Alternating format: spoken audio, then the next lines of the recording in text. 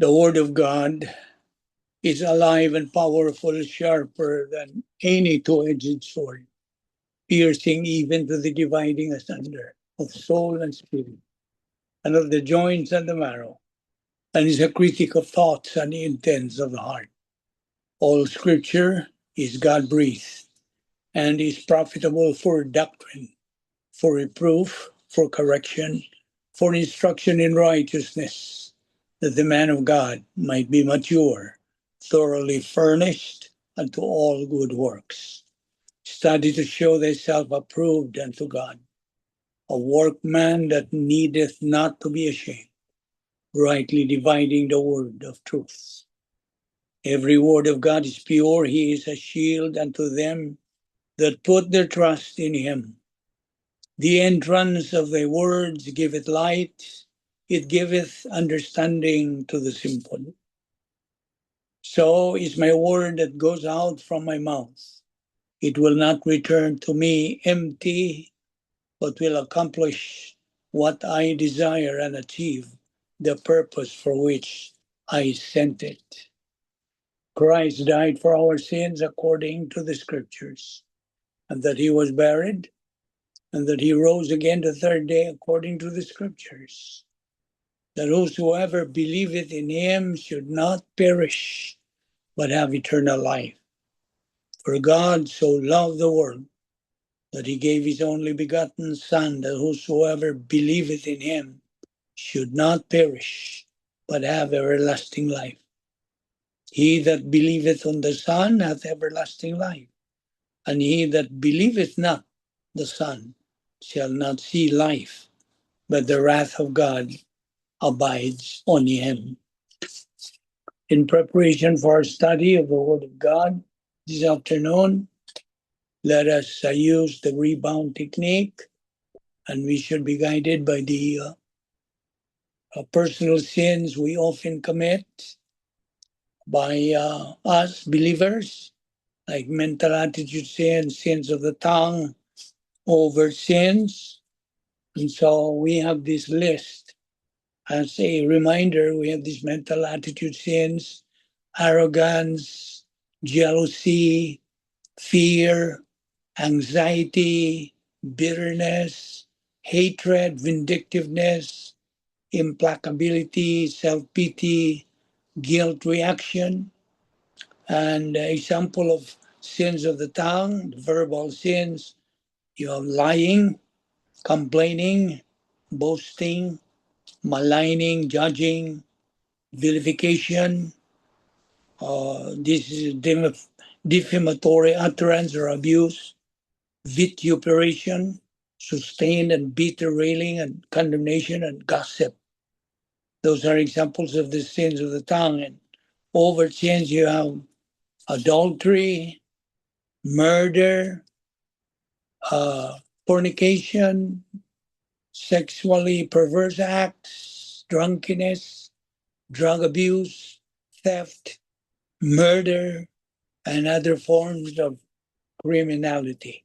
So those are some of the list of personal sins that we often commit. Therefore, let us name all of them directly and privately to God the Father, because homologeo means just to name, acknowledge, admit your sins, confess them. Tell God the Father that you have committed all those sins, you admit. So, as 1 John 1:9 says, if we confess our sins, he, God, is faithful and just to forgive us our sins and to cleanse us from all unrighteousness. Therefore, let us pray.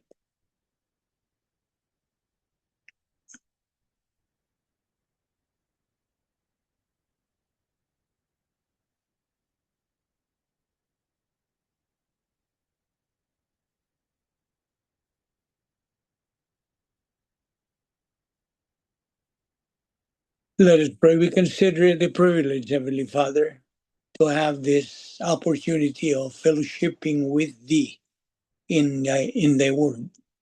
We pray, Father, that God the Holy Spirit will take a portion of what we are going to study today and make it a source of blessing and challenge, as well as contributing to our acceleration to the high ground of spiritual maturity.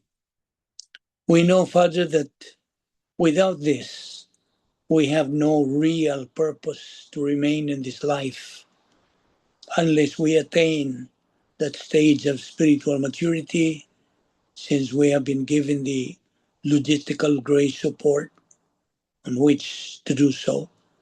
And therefore, may we fulfill that objective, that as we persist in our assimilation of your word, we pray that God, the Holy Spirit, will enlighten us as we continue our study. All this we ask in Christ's name.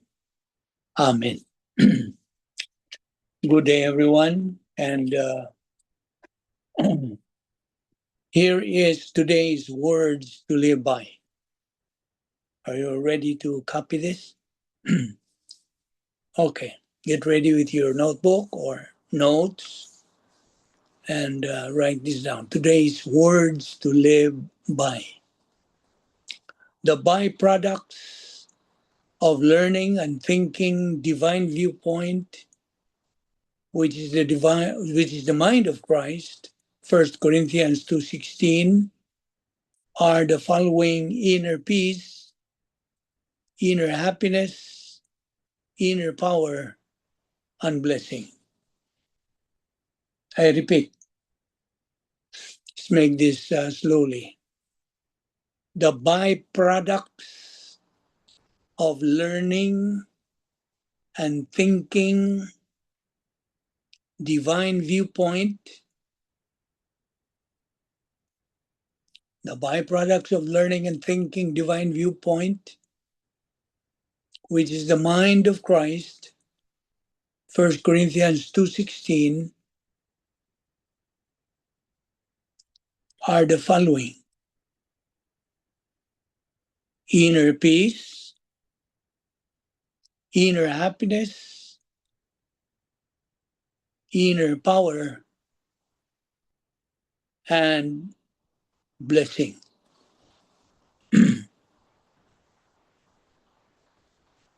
Do you want me to repeat, or did you get the whole dictation? Got it, Lolo Vic. Okay, good. All right. We have 7 things that we believers in Christ must remember every day: that God is our Heavenly Father, that the Lord Jesus Christ is our only Savior, heaven is our eternal home, the Word of God is our guide in our Christian life, every believer in Christ is our family, the good news of salvation, the gospel, is our message, and our destiny is maximum glorification of God. And we know that we have been saved by grace alone, through faith alone, in Christ alone, through the scriptures alone, for the glory of God alone. Here is an additional list of 7 things you can remind yourself every morning. God is always with me. God has a good plan for my life.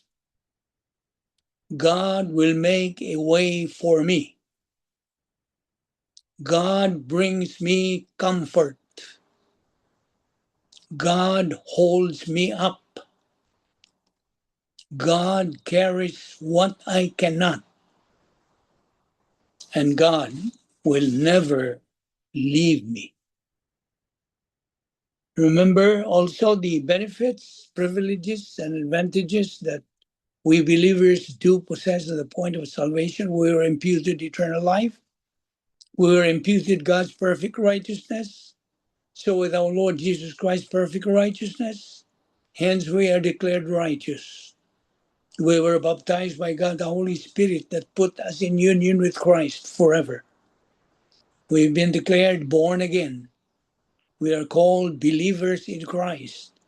We are now called evangelical biblical doctrinal Christians, non-denominational believers.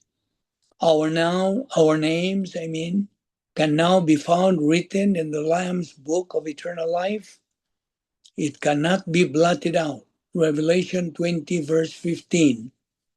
It says, anyone whose name was not found written in the book of life was thrown into the lake of fire. We are now citizens of heaven. Heaven is our eternal home. Hebrews 12:22. And God is now our heavenly Father. You now have the right to call God your Father. We became children of God, John 1:12. But as many as received him, to them gave he power to become the sons of God, even to them that believe on his name. We are entered into the protocol plan of God. We are now justified, no longer condemned, no longer judged. We became the church, ecclesia in Greek, which means the called out ones. And as church, we belong to the mystical body of Christ on this earth. And once this body becomes complete, God is going to rapture it in the twinkling of an eye. 1 Corinthians 15:52. We became recipients of 39 irrevocable absolutes. We have been sealed by God the Holy Spirit. We are called saints. We are now forgiven and cleansed of the unpardonable sin. And by the way, our ministry's battle cry is found in Romans chapter 1, verse 16. For I am not ashamed of the gospel, because it is the power of God that brings salvation to everyone who believes. First to the Jew, then to the Gentile. Okay, now we are ready to start our Zoom Bible study, Monday edition, May 11. Okay, there are 4 facts to remember. Number one is there is judgment after death. Number 2, hell has no exit. Number 3, heaven has only one door. Number 4, repentance is the only way to the kingdom of heaven. Now, by the way, there are 4 battles in the soul. Okay? We believers, by the way, as a reminder or as a review, we believers are called trichotomous. Trichotomous because we have 3 compositions in ourselves. We have a body, we have a soul, and we have human spirit. That makes it trichotomous. But for an unbeliever, he is only dichotomous. He has only 2 compositions, a body, human body, and a human soul. That's why this unbeliever is only soulish individual. Okay? Now, let's go to the battles of our soul. Okay? We are facing battles in the soul. Number 1, stress. Number 2, sin. Number 3, false doctrine. Number 4, defense mechanism. Now remember, 2 Timothy verse 1, chapter 1, verse 7 says, God did not give us a spirit of fear. And also, the plan of God. We are now inside the protocol plan of God. Right at that moment, we put our trust and faith in the Lord Jesus Christ. That moment we got saved, we entered, or God put us inside the protocol plan of God. Now, the plan of God, as we know, is described as a right thing done in a wrong way is wrong. A wrong thing done in a right way is wrong. A wrong thing done in a wrong way, the more it is wrong. Only a right thing done in a right way is right. That is the description of the protocol plan of God. And besides, in addition to that, this kind of plan of God is a problem identifier, problem anticipator, problem preventer, and problem solver. So it is man's decision to appropriate with or not, because it's a matter of choice. A believer can be inside this protocol plan of God any moment of every day in his life. But he can also get out of it by committing iniquities and transgressions and sins, personal sins. You get out of it, meaning it's that fellowship that is involved. His fellowship is involved. He gets out of fellowship because of the personal sins that is now in his life. So God provided a way for that believer to come back into fellowship by using the principle of 1 John 1:9. If we confess our sins, He, God, is faithful and just to forgive us our sins and to cleanse us from all unrighteousness. So immediately, instantly, you go back into fellowship. God, the Holy Spirit, controls your mind, and you now are able to continue in executing the protocol plan of God.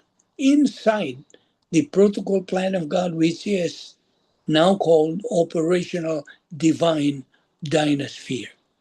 Now, in another note, gospel, this is for you, my friend and believer. You see, God gave man a choice in the Garden of Eden. But of the tree of the knowledge of good and evil, thou shalt not eat of it. That's the prohibition. For in the day that thou eatest thereof, thou shalt surely die. That's what God said to them. But Satan was there in the form of a serpent. He tempted Eve with great promises that he had. He had no power to offer. And so Eve succumbed. She gave the fruit to Adam, and Adam was not deceived. He just knew what he was doing and he took it.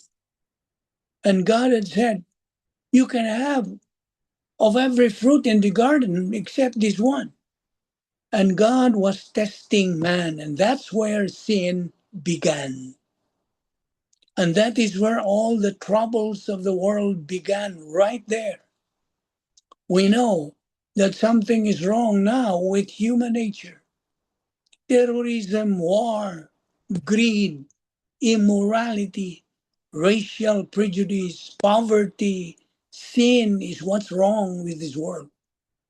And only the Lord Jesus Christ is the one who can rescue man from being a slave to sin. He is the only hope of man and the world. And that man has to do is to believe in him as Lord and Savior, and he is saved. Acts 16:31. Now, for you, fellow believer, let us preach the gospel. Preach that to your loved ones first, because our love begins there.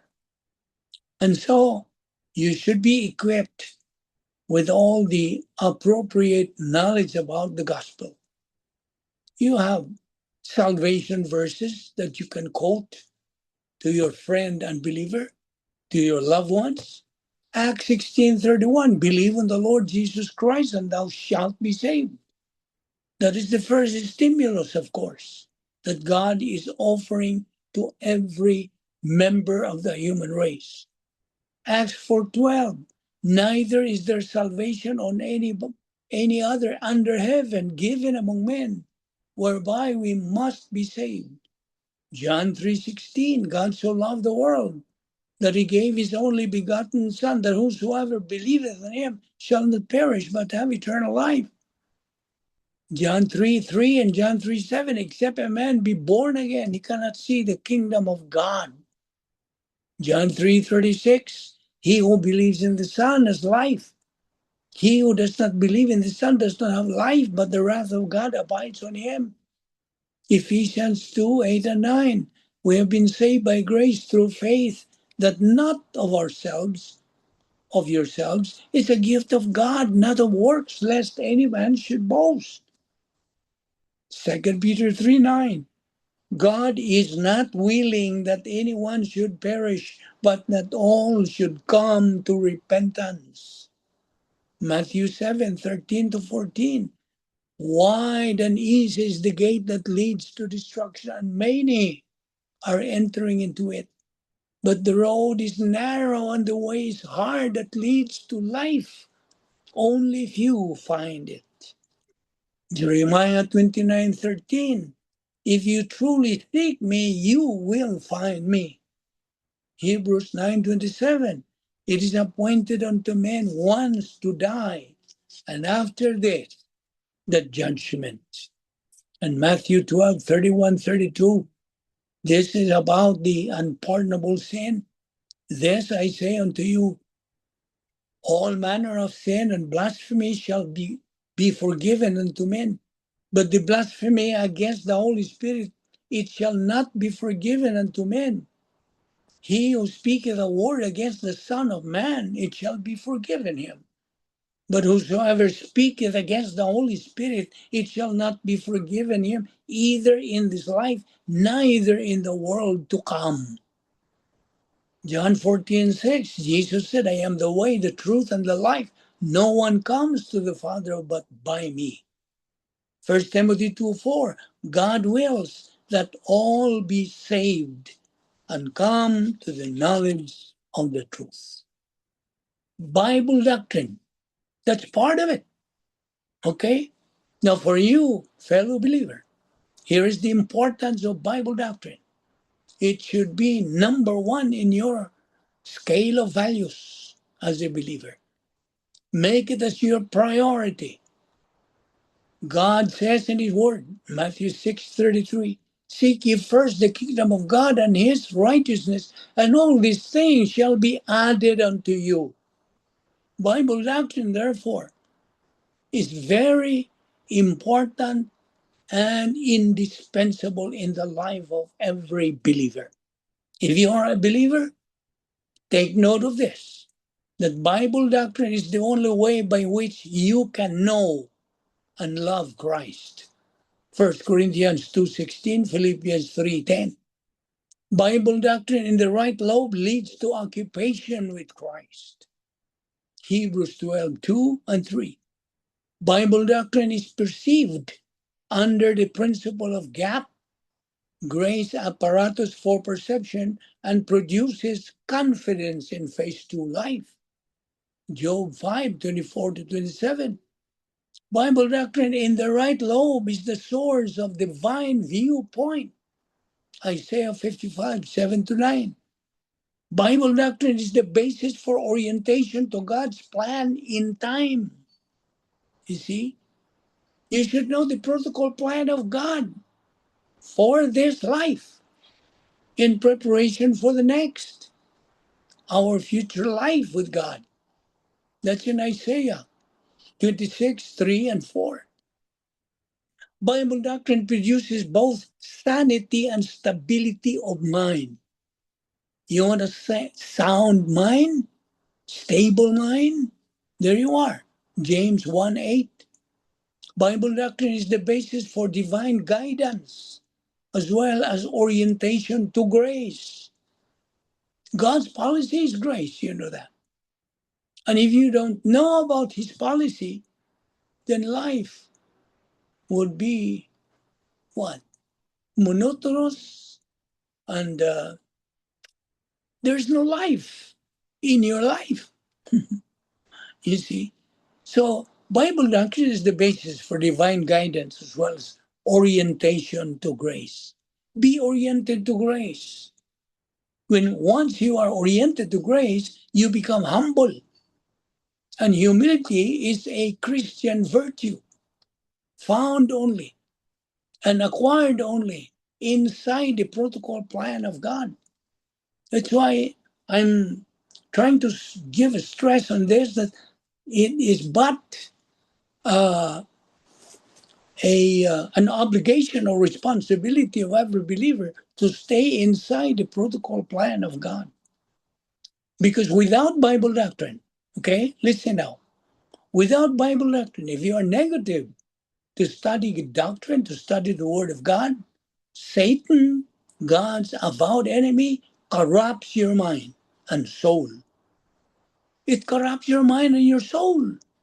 You see, life would be a drudge or a with no purpose, no aim, no objective. You see, that's in 2 Corinthians 11:3. Now, okay, let's go back to you, for you, my friend unbeliever. The fool says in his heart, there is no God. Have you heard people saying that? Yes, especially nowadays.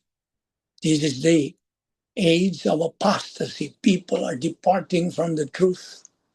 No truth at all. The fool says in his heart, there is no God. And that is found in Psalm chapter 14, verse 1. But God has already spoken. Truth does not change just because it is rejected. Repent and believe the gospel. You see, the fool is not about IQ. In Hebrew, the word is nabal. It doesn't mean unintelligent. It means morally stubborn, willfully blind, or spiritually reckless. So think of Nabal in 1 Samuel chapter 25. Arrogant, churlish, refusing to acknowledge what's right in front of him. Biblical foolishness. Listen, biblical foolishness is a hard posture, not a test score. Okay? So again, let's go back to the definition of the protocol plan of God. I hope that is already instilled in your heart, in your cardia. The definition of the protocol plan of God. The right thing done in the wrong way is wrong. A wrong thing done in the right way is wrong. A wrong thing done in the wrong way is wrong. Only a right thing done in the right way is right. And the plan of God unfolds in three phases: phase 1, phase 2, phase 3. What is phase 1? Well, Acts 16:31. Believe on the Lord Jesus Christ, and thou shalt be saved. So, this begins at the cross, where Christ died for all mankind. Fallen man enters God's plan at phase 1 the moment he accepts the gift of salvation. What is the gift of salvation? By faith alone, in Christ alone. And then, after phase 1, you go to phase 2 instantly. Believer in time. That's what you are called. You are now a believer in time. God provides everything necessary for you as a child of God to appropriate divine grace and glorify God by learning and applying His Word. Grow in grace and in the knowledge of our Lord and Savior Jesus Christ, 2 Peter 3:18. And once you grow up spiritually and then continue growing up, soaring up, you reach your objective, your goal, which is spiritual maturity. So you now are have the capacity to receive the blessings that God has in stored for you in time. You see. Okay, so once you are finished with phase 2 plan, you are done with phase 2. Your life here in this world is over. God says, come. you are promoted to phase 3. You are now a believer in eternity, face to face with the Lord, and in a resurrection body forever. Okay? So, right now, let's concentrate on phase 2, believer in time. All of us believers are facing phase 2. Okay? This is the time that we prepare ourselves. Prepare. How? By exposing ourselves to the divine viewpoint, will of God, by studying, assimilating Bible doctrine, taking Bible doctrine on a daily basis, regularly, consistently, and persistently. Okay? Now, Franklin Graham, the son of the well-known evangelist Billy Graham, talks about the peace with God. Okay? I want you to listen. Jesus said, "Come to me, all ye who labor and are heavy laden, and I will give you rest."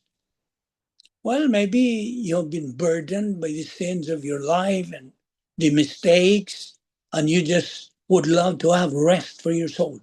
Well, I want you to know that God loves you. Okay? Did you hear me right? God loves you. He made you. He created you. And he sent his son Jesus Christ from heaven to this earth to take your sins. That's right. He took your sins to the cross. He died and shed his blood on a cross and then was buried. But on the third day, God raised him to life. And listen, if we are willing to repent, turn from our sins, tell God that we're sorry, and by faith believes on the Lord Jesus Christ and accept God's invitation to let the Holy Spirit baptize us and would put us in union with Christ forever, and for the Holy Spirit to take control of our life. Hence, God will forgive us and cleanse us from the unpardonable sin. After all this, we're going to have a new life, a new beginning, starting today, right now.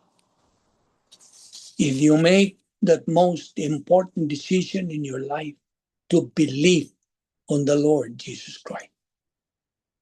Remember, this is the awakening time, and the awakening time is running out.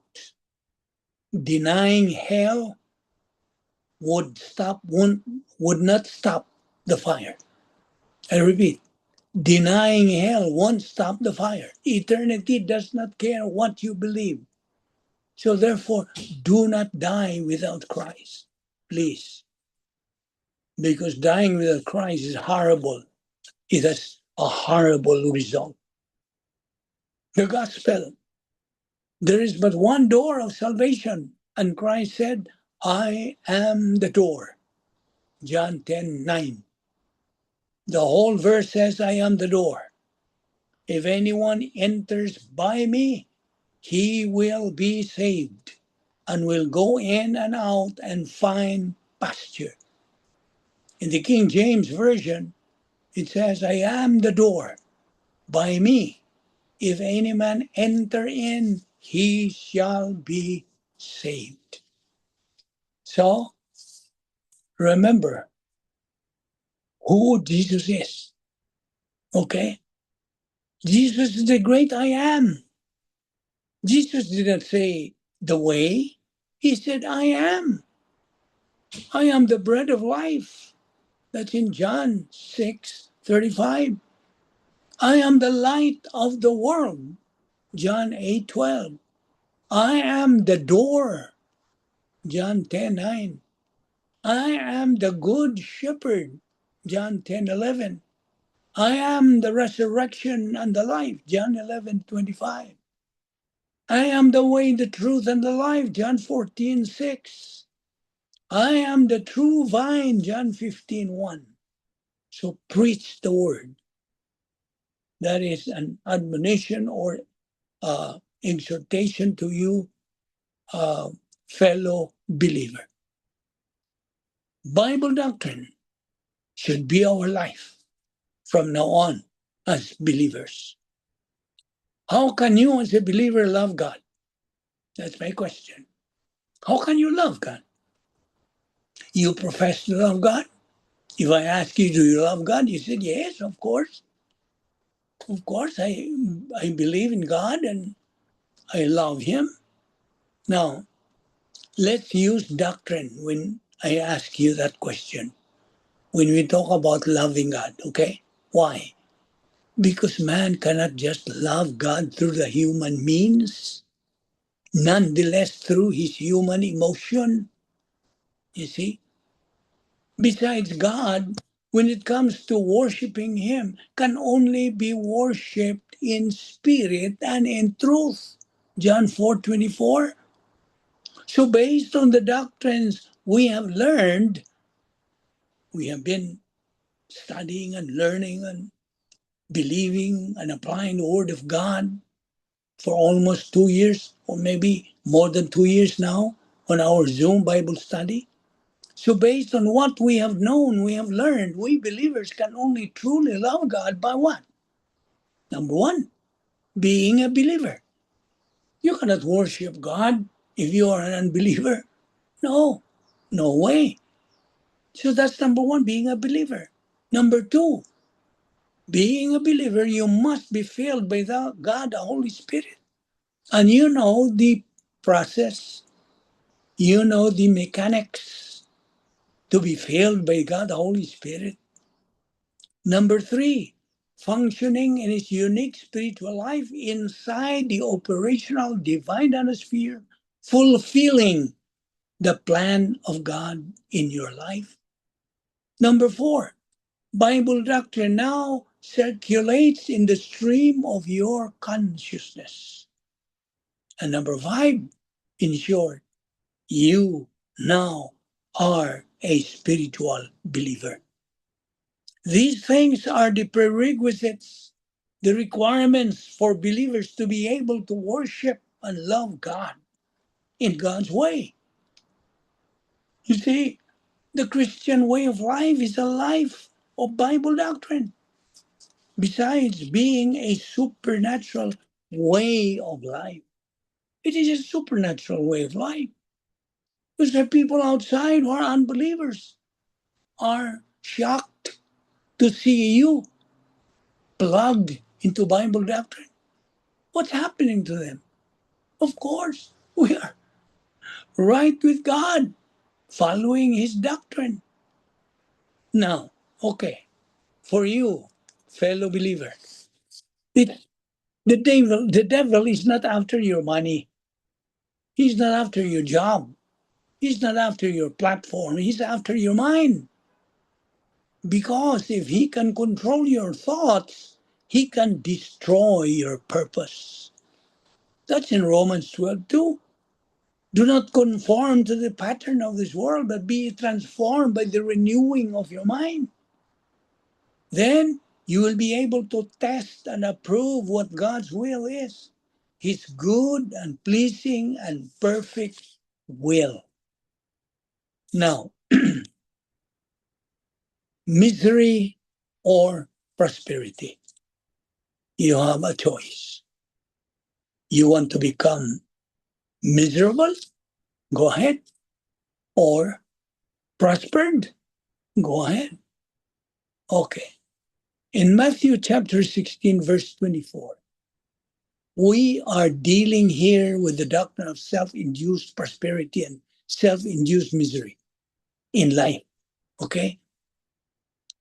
Listen, when an unbeliever responds positively to God consciousness, that induces the potentiality of salvation.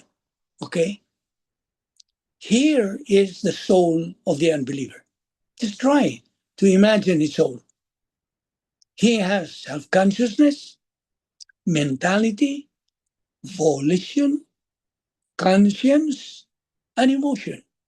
And of course, sin nature and a dead human spirit. That is the major problem of the unbeliever. Okay?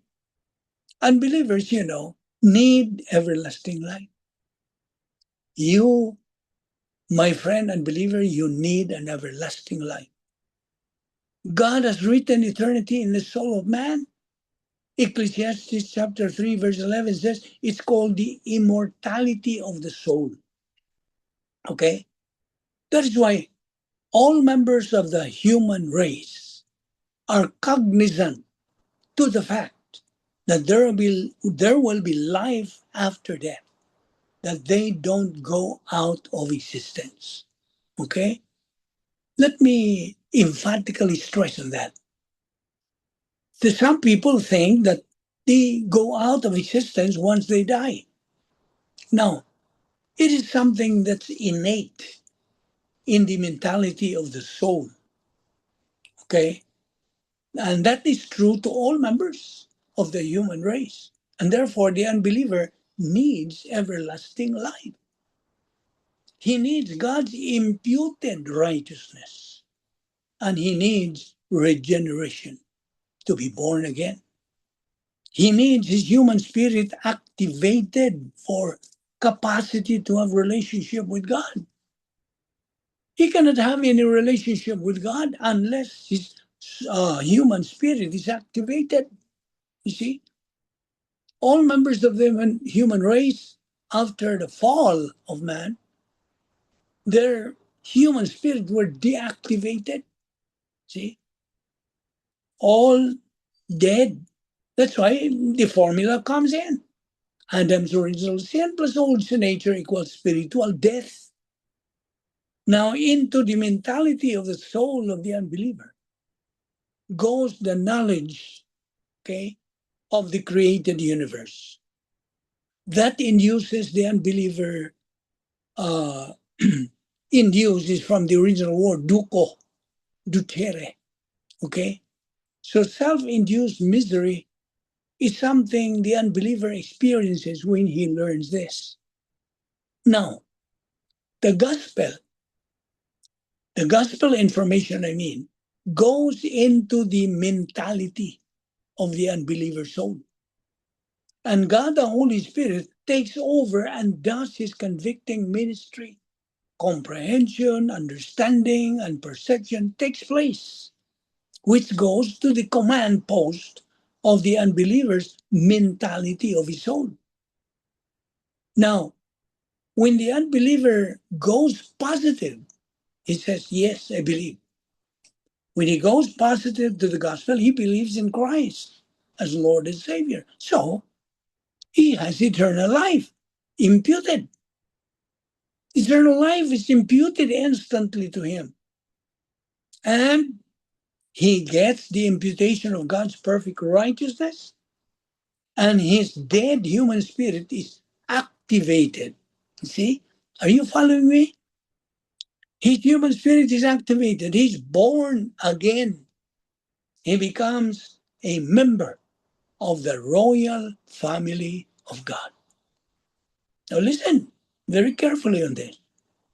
Now, the self-induced prosperity for his being positive toward God consciousness, and secondly, toward the gospel. As far as the believer is concerned, now let's go to the believer. He turned positive toward the issue. The issue is God. Okay? How positive is the believer toward the Word of God?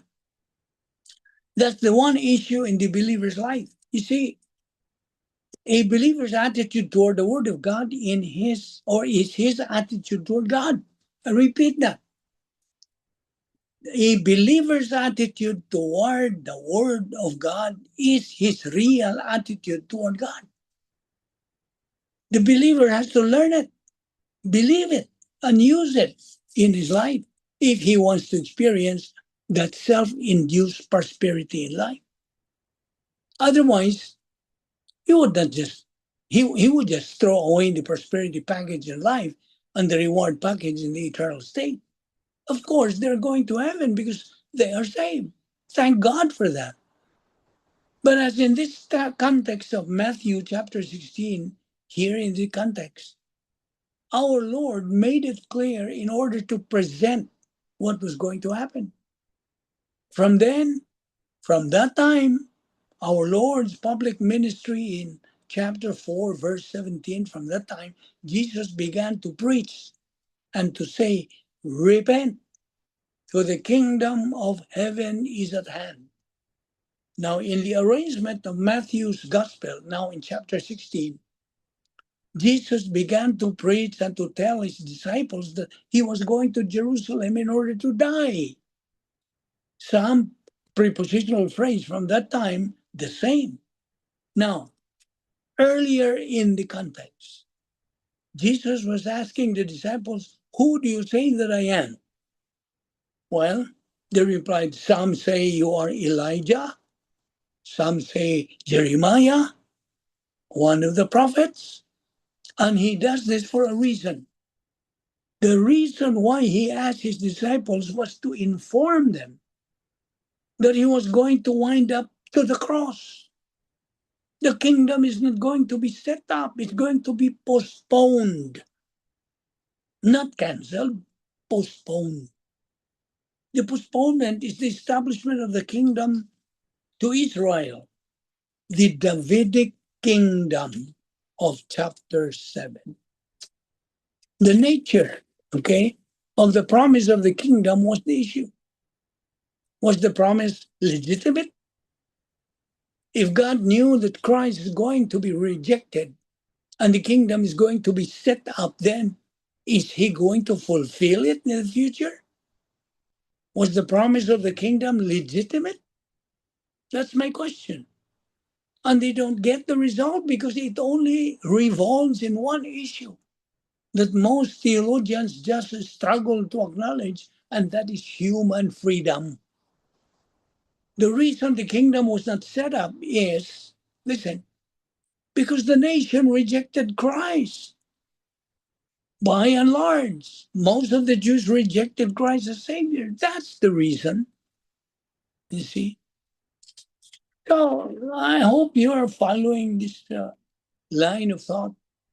Okay, here's another question I would like to present to you. Why does God allow the wicked to prosper? Have you ever thought of that?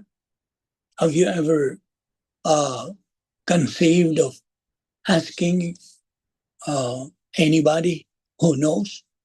Okay, why does God allow the wicked to prosper?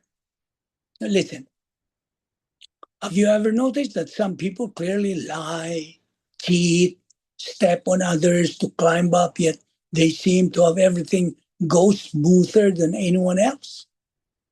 Now, their careers skyrocket. They have money, they travel, and their lives seem to have no problems at all. While on your side, you have been working hard to do good, being an honest person and trusting in God, yet you are going through one trial after another. In fact, this problem is not new at all. In Psalm 73, the psalmist says, these wicked people are always at ease, and their wealth keeps increasing.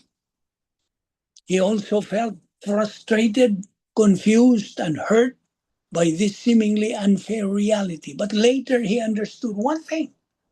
The success seen by human eyes is temporary. Like flowers on a tree, they look beautiful, but when a gust of wind blows, soon nothing is left. But the blessings bestowed by God are completely different. That kind of peace, joy, and the inner peace of security cannot be bought with money. You might know this kind of person on social media. Everything looks perfect. Nice cars, great trips, big success. But when they are alone, they sigh, feel anxious, and suffer from insomnia. Because listen, without God's presence, the heart is always empty, even if the bank account is full. Jesus told the story, the rich man and Lazarus. One lived in luxury all his life, and the other was so poor that he could only stay at his gate unable to even eat the crumbs falling from the table. In the end, the one who truly entered God's rest was not the indifferent rich man, but the one who still trusted God in poverty. What God wants to say to you today is, listen, true wealth lies not in what you possess, but in whether you are walking in His will. What matters in His eyes is not the thickness of your wallet, but the state of your heart. So when you see others prospering while you are still waiting in prayer and gritting your teeth to persevere, do not be discouraged. You are walking a different path, a path that leads you into eternity and into His presence. With God there, you will never lose out. He sees your faithfulness, your tears, your secret choices, and your patience. None of these have been forgotten. If you believe that God's timing is always the most perfect, be in sync with it by growing in God's Word. That is an encouragement from the Word of God. You see? Take it or leave it. It's a matter of choice. You want to become a winner? Go ahead. Follow what God is telling you in His protocol plan. You see? My fellow believers in Christ, this world is not our home. Remember that. It is our assignment, but it is not our home. Just an assignment. Because heaven is our eternal address. And that gives us hope. Philippians chapter 3, verses 20 and 21 says, but our citizenship is in heaven. And we eagerly await a Savior from there, the Lord Jesus Christ, who by the power that enables Him to bring everything under His control, to transfer our lowly bodies so that they will be like His glorious body. Our body will be like His glorious body. We are changed with the resurrection body. Remember, my fellow believer, we are in the last days, perilous times. The word of God declares in Matthew 24, 6-8, and ye shall hear of wars and rumors of wars, for nation shall rise against nation, and there shall be famines and pestilences and earthquakes in diverse places. All these are the beginning of sorrows. We are living in a time when the world is shaking. Have you not realized that? Our world is shaking morally, spiritually, and physically. Darkness increases, fear increases, confusion increases. But none of this has taken God by surprise. What we see around us is not chaos without meaning, it is prophecy being fulfilled. The message is not meant to produce panic, but preparation. You see? Jesus said in Luke 21:28, and when these things begin to come to pass, then look up and lift up your heads, for your redemption draweth nigh. You see, child of God, you are a child of God. This is the hour to repent, to return, to remain faithful. This is not the time to play with or grow cold in prayer. The signs are not just warnings to the world, they are wake-up calls to the church. God is waking us up. Whether people believe it or not, does not change the truth. Jesus is coming back.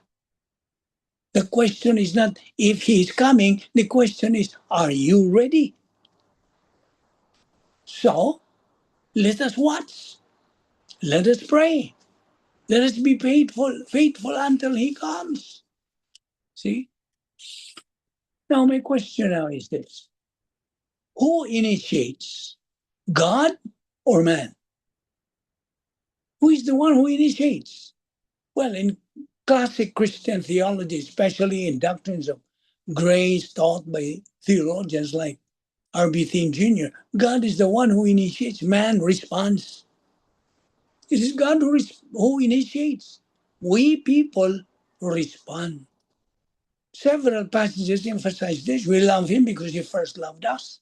That's the first epistle of John 4:19. There is none who seeks after God, epistle to the Romans 3:11. No one can come to me unless the Father who sent me draws him, Gospel of John 6:44. So here's the Bible pattern. God initiates through grace, through revelation, through conviction and the gospel. Man is given the responsibility to respond by faith. By faith. You see? Salvation is not man searching for God independently. It is God seeking fallen mankind from book of Genesis onward. After the fall, God came looking for Adam. Where are you, Adam? That illustrates divine initiative. A concise doctrinal summary would be God initiates, grace always precedes. Man responds. Faith is non-meritorious reception. Now, as the late John MacArthur said about Bible doctrine, the Bible is all that we need. We don't need a vision. We don't need a new revelation. We need not listen for a voice from heaven. The scriptures are complete as given. We do not even need miracles. Why? God's word is already a miracle that has changed our life for him. Do you know that? One day the trumpet will sound and Amazon and Netflix and Facebook will all fade away. Only Jesus will matter. Do not trade eternal hope for temporary distractions. Stay watchful. Stay faithful. Keep your lamp burning bright. It is so easy to get caught up in what feels important right now. The scrolling, the distractions, the things that fill our time but don't fill our souls. But one day, none of it will matter. So set your minds on things above, not on earthly things, Colossians 3:2. Well, there's nothing wrong with enjoying life, but we cannot let temporary things take the place of eternal ones. Time with God is not something we squeeze in. It is something we protect. Because when everything else fades, he is still the only one that matters. Now,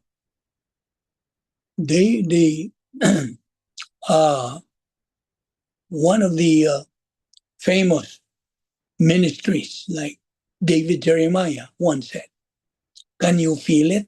Can you sense it? Something you know is changing in this world. Something is changing. The bad is getting worse. Godlessness is overtaking every institution, every platform, every square inch of our culture, because something in us is broken. You know what? We live in a world of sinful people. Better said, we live in a world of broken people. And the brokenness is becoming everywhere, more evident to us as time goes by. And so we have our volition. You know how important volition is that touches our life?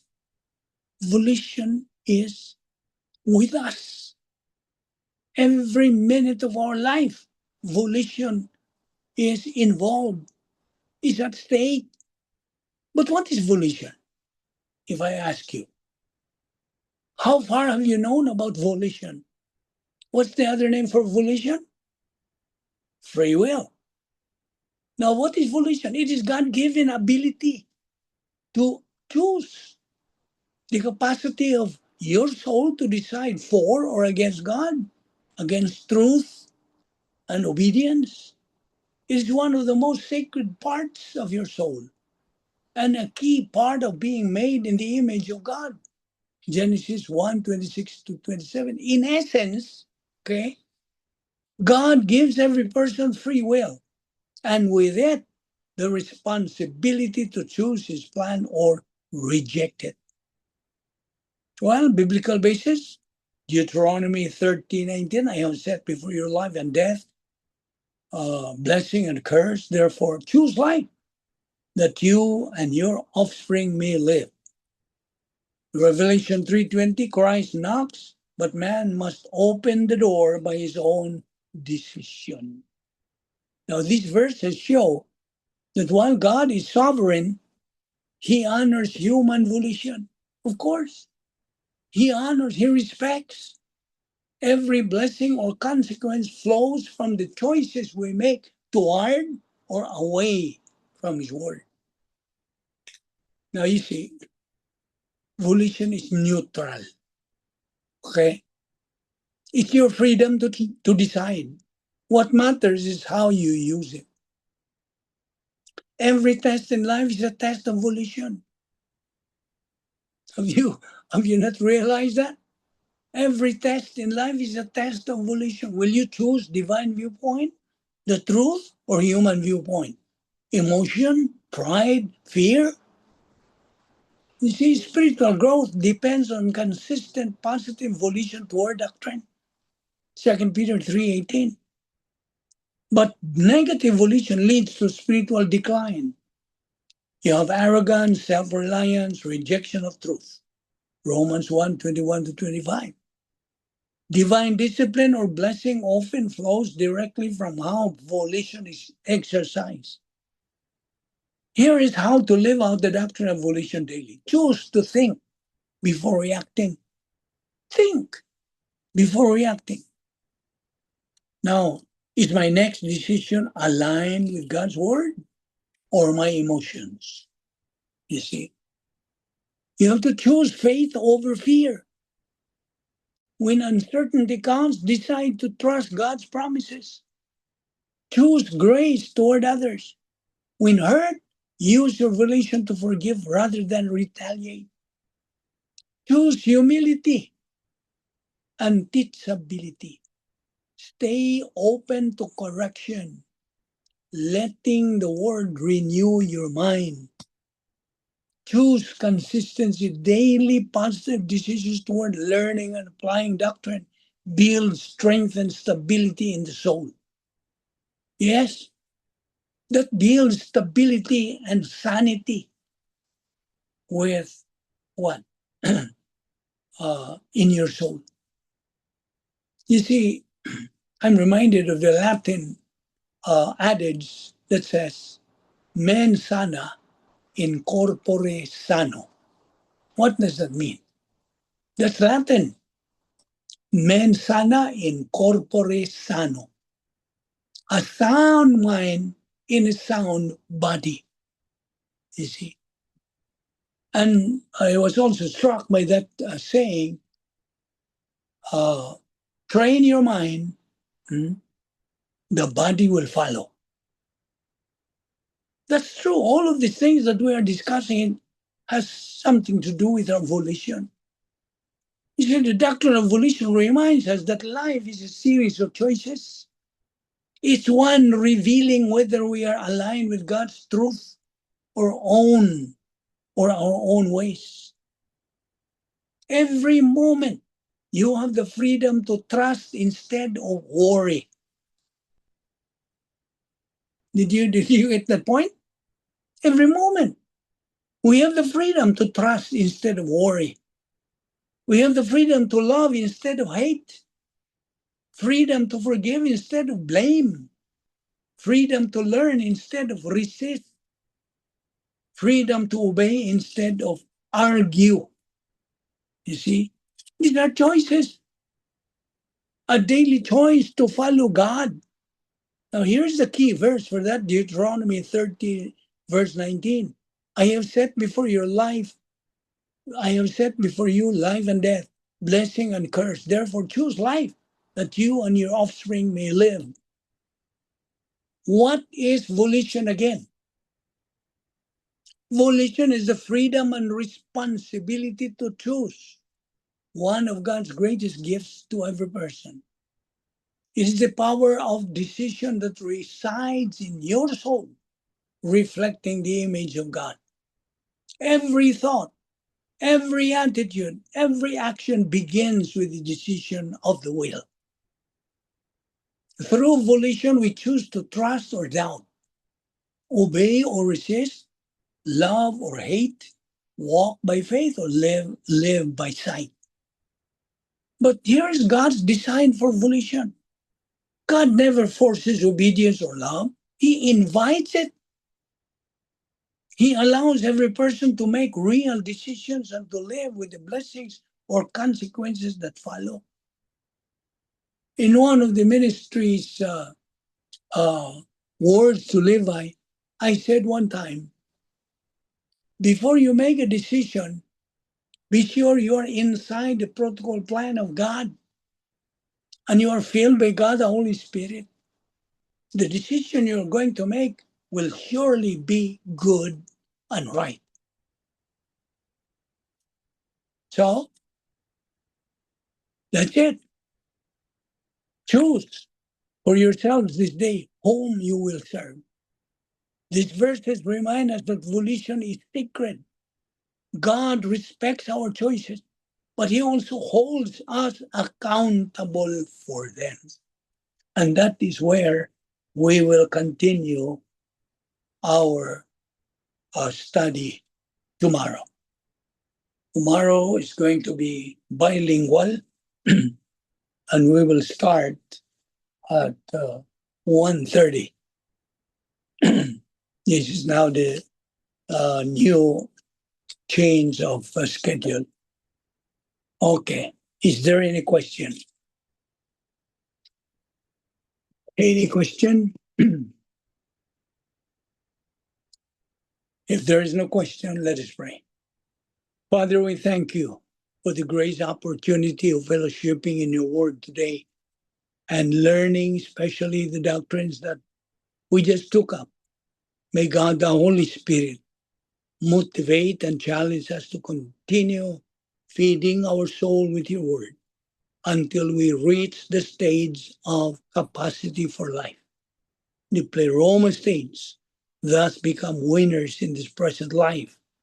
We now pray that you will bring us here tomorrow once again so we can continue in this process of spiritual momentum so we can reach our goal, which is spiritual maturity, the capacity stage where we can glorify you to the maximum. We pray, Lord, that you will guide us as we depart from this place. All this we ask in Christ's name. Amen. Thank you, Nong Vic. Thank you. Thank you. Thank you. Lolo Vic.